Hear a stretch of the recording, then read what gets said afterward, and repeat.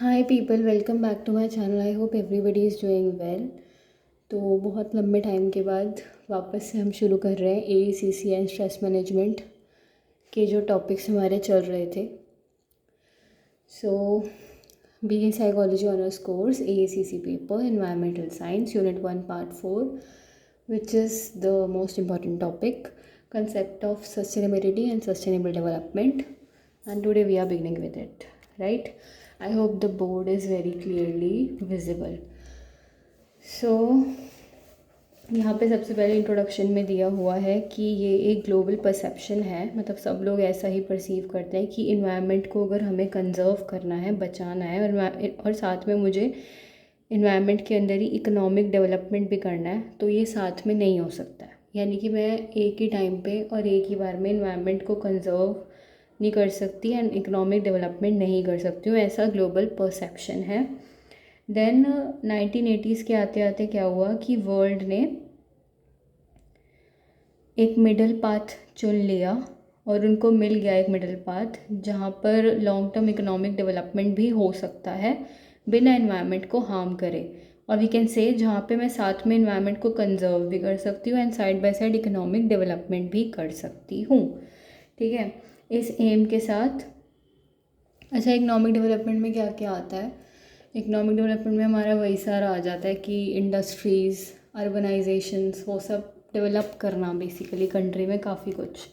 ठीक है, इसके बारे में भी हम आगे पढ़ेंगे, सो डोंट वरी।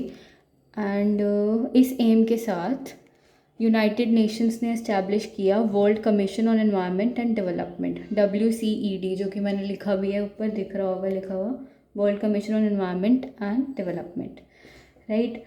देन ये किसके अंडर क्या कहते हैं इस्टेब्लिश हुआ था? ये चेयरमैनशिप थी जब जियो हार्लेम ब्रटलैंड, जो कि फॉर्मर प्राइम मिनिस्टर थे नॉर्वे के, इन दिसंबर 1983 तब ये इस्टेब्लिश हुआ था। क्या? WCED, जिसको मैंने सामने लिखा है, world commission on environment and development.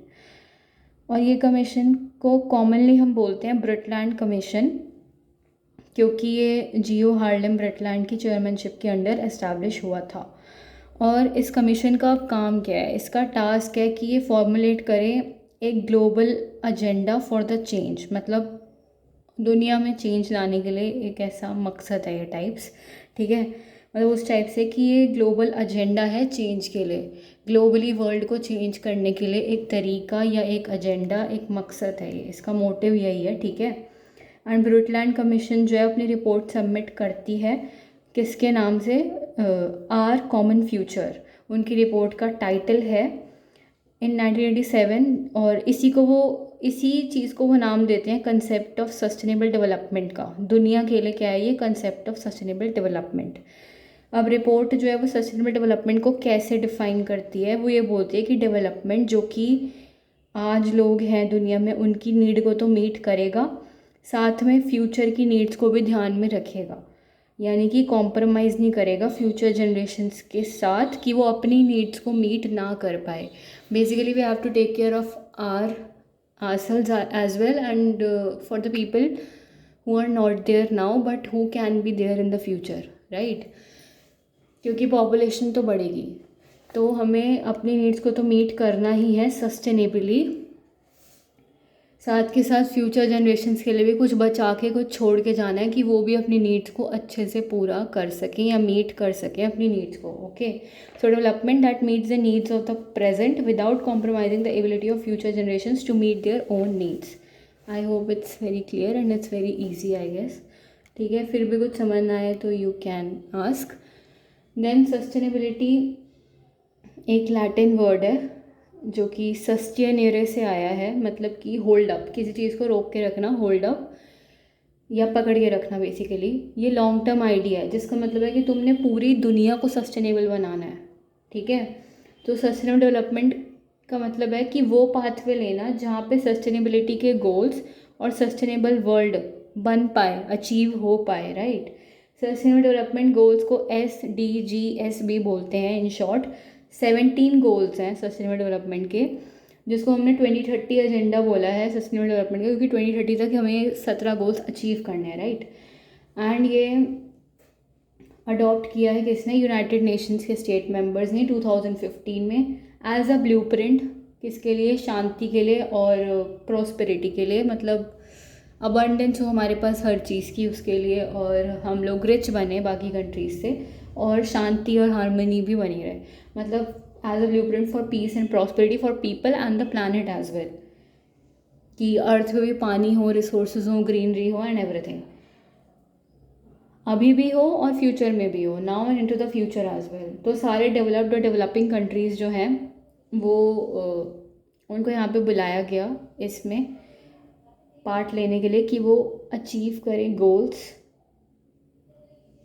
Bye global partnership, right, मतलब सब आपस में मिलके काम करें एंड तब हम ये गोल्स अचीव करें। अब बात कर लेते हैं 3 जो मेन पिलर्स हैं सस्टेनेबल डेवलपमेंट के उसके।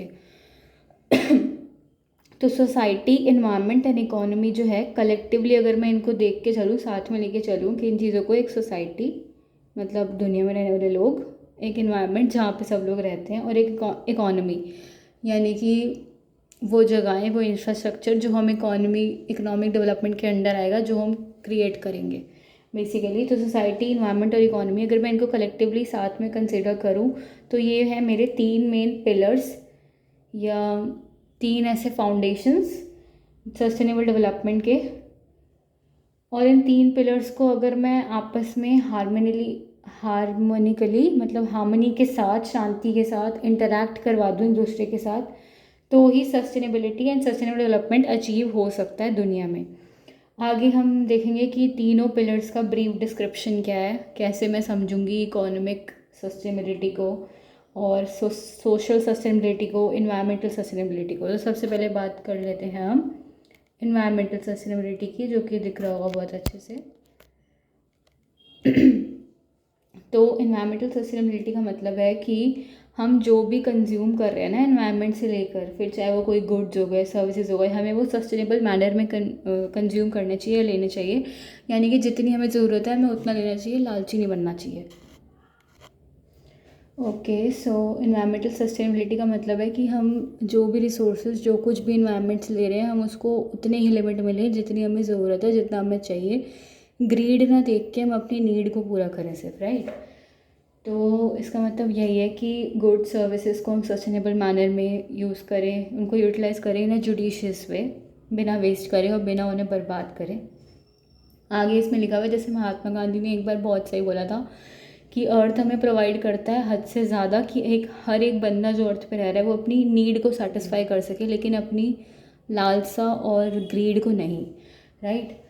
तो जो प्रेजेंट रेट है ओवर एक्सप्लॉयटेशन नेचुरल रिसोर्स का जो हो रहा है, उसका जो प्रेजेंट रेट है वो बहुत ज़्यादा बढ़ गया है उस रेट से कि वो कब रिसोर्स वापस बनेगा, रेप्लेनिशमेंट रेट से, ठीक है। यानी कि जो ओवर एक्सप्लॉयटेशन हो रहा है नेचुरल रिसोर्सेज का, वो हद से ज़्यादा बढ़ गया है, is increase greater than the rate with which resources replenish themselves. जितने टाइम में रिसोर्स वापस बनता है उससे कई ज़्यादा जल्दी, कई ज़्यादा तेज़ी से वो रिसोर्स बर्बाद हो चुका होता है, जिसकी वजह से इन्वायरमेंट का डिग्रेडेशन हो रहा है या इन्वायरमेंटल डिग्रेडेशन हो रहा है बहुत ज़्यादा तेज़ी से। तभी नेचुरल रिसोर्सेज को यूटिलाइज़ करना चाहिए सस्टेनेबली एंड सस्टेनेबल डेवलपमेंट के गोल्स हैं कुछ जो इन्वायरमेंटल सस्टेनेबिलिटी के अंडर आते हैं। टोटल 5 गोल्स हैं, यहाँ पे गोल्स का नंबर भी लिखा हुआ है। गोल नंबर 6 है एक तो कि साफ़ पानी और सैनिटेशन, साफ़ सफाई होनी चाहिए। गोल नंबर 7 है अफोर्डेबल और क्लीन एनर्जी होनी चाहिए। गोल नंबर 13 है क्लाइमेट एक्शन होना चाहिए। And goal number 14 life below water, यानी कि मरीन लाइफ का भी हमें ध्यान रखना चाहिए, एक्वेटिक लाइफ का। मैंने लिखा हुआ है ब्लैक से, साइड में करके दिख जाएगा इन्वायरमेंटल सस्टेनेबिलिटी के goals. And goal number 15 which is life on the land, जो जीव जंतु लैंड पे रह रहे हैं उनका भी ध्यान रखना है। ये सब इंडिकेट करते हैं इन्वायरमेंटल सस्टेनेबिलिटी को।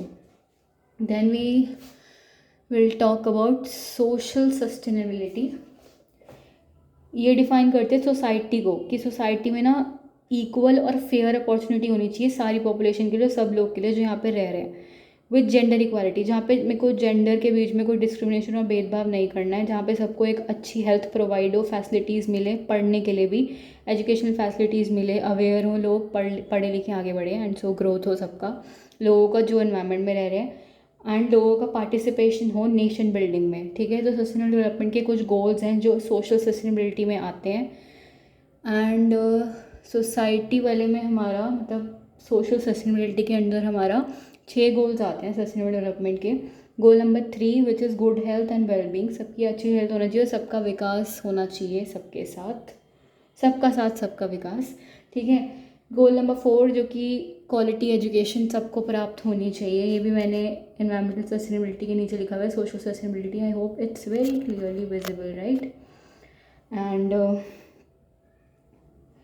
गोल नंबर 4 क्वालिटी एजुकेशन सबको मिलनी चाहिए, सबको पढ़ने लिखने की अपॉर्चुनिटी देनी चाहिए। And goal number 5 gender equality होना चाहिए, भेदभाव नहीं होना चाहिए लड़का लड़की में, काले गोरे में, sort of like that. And goal number 7 जो कि हमारा इन्वायरमेंटल सस्टेनेबिलिटी में भी था, इसमें भी है, एंड ये तुम्हें इकोनॉमिक वाले में भी मिल जाएगा, affordable and clean energy. Goal number 16 which is piece justice strong institution, यानी कि जुडिशरी लेजिस्लेचर ये सब अच्छे होने चाहिए, इंसाफ करने वाले और ईमानदारी से चलने चाहिए सॉर्ट ऑफ, और शांति बने रहने चाहिए, जस्टिस मिलना चाहिए सबको, अच्छे इंस्टीट्यूशंस होने चाहिए कंट्री में, अच्छे जो क्या कहते हैं hospital, schools and so called facilities होने चाहिए। गोल नंबर 17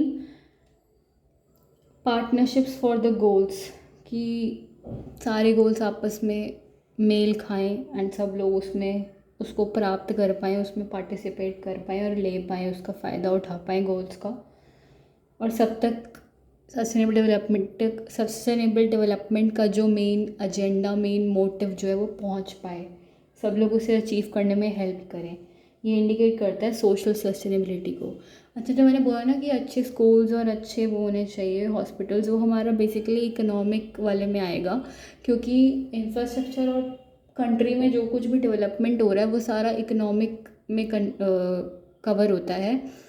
बट या सोसाइटी वाले में और सोशल सस्टेनेबिलिटी में we have to take care of that कि सब लोगों को स्कूल जाने का मौका मिले, कोई बीमार है तो उसे हॉस्पिटल से हेल्प मिले, ठीक है। नेक्स्ट, फैसिलिटीज़ अवेलेबल होनी चाहिए टू द पब्लिक और टू द नीडी।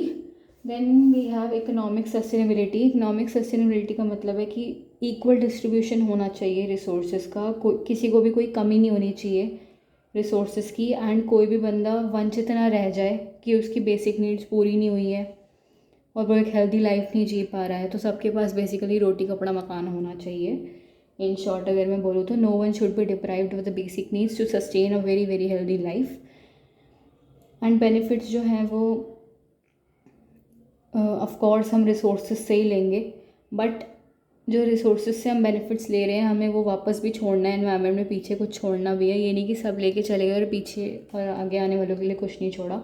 तो benefit should be earn from the resources of course, but not at the cost of irreversible loss to the environment. ऐसे नहीं करना कि हमने तो जो रिसोर्स थे वो ले लिए और पीछे रिसोर्सेज वापस बन ही ना पाए या कुछ बचे ही ना और हम अपना सोचते हुए सेल्फिशली लेके चले गए। It's not like that. हमें आगे जो आने वाली है पॉपुलेशन उसका भी सोचना है, because we are talking about the sustainable development. तो इरिवर्सिबल लॉस नहीं करना है कि जो वापस से रिसोर्सेज बन ना पाए या एनवायरनमेंट में ऐसा लॉस और ऐसी बर्बादी हो जाए कि चीज़ें सुधर ना पाए, ये नहीं करना हमें। एंड जो इकोनॉमिक सस्टेनेबिलिटी के अंडर गोल्स आते हैं सस्टेनेबल डेवलपमेंट के, या ये पूरे 8 गोल्स हैं, मैंने लिखे नहीं है क्योंकि जगह नहीं थी इतनी, तो मैंने एक्सेट्रा लगा दिया है जो कि दिख जाएगा बहुत अच्छे से, तो मैंने लिखे नहीं है सारे गोल्स, बट मैं बता देती हूँ। गोल नंबर 1 पॉवर्टी या गरीबी नहीं होनी चाहिए एनवायरनमेंट में। गोल नंबर 2 कोई भूखा नहीं मरना चाहिए, zero hunger. Goal number 7 affordable और क्लीन एनर्जी, जो कि हमारा सोशल में भी था और इन्वायरमेंटल में भी था।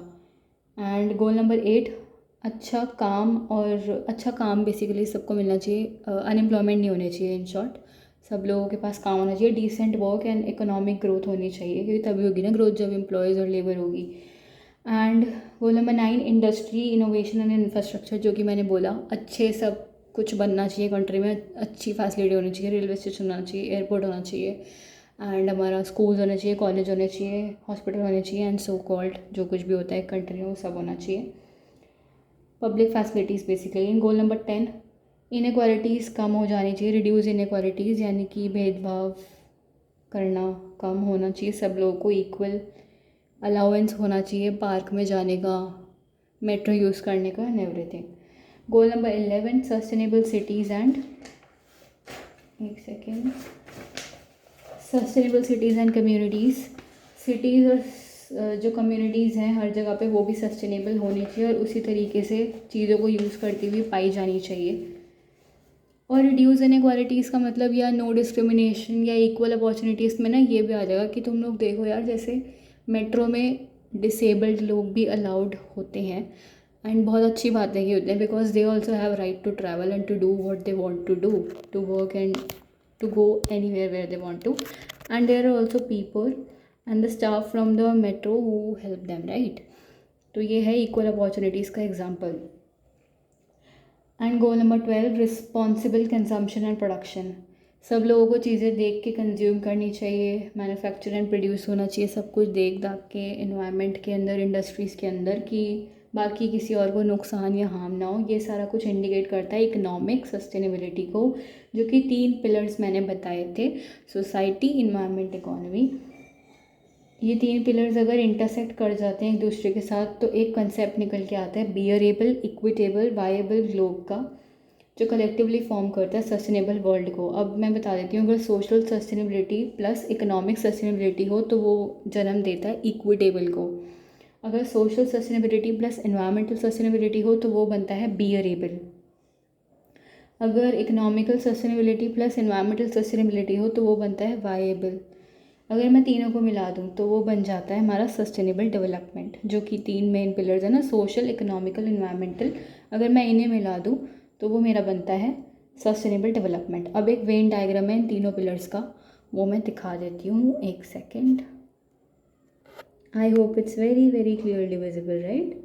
Venn diagram pillars of sustainable development. तो अभी के लिए इतना ही, एंड टॉपिक ख़त्म हो चुका है concept of sustainability and sustainable development का।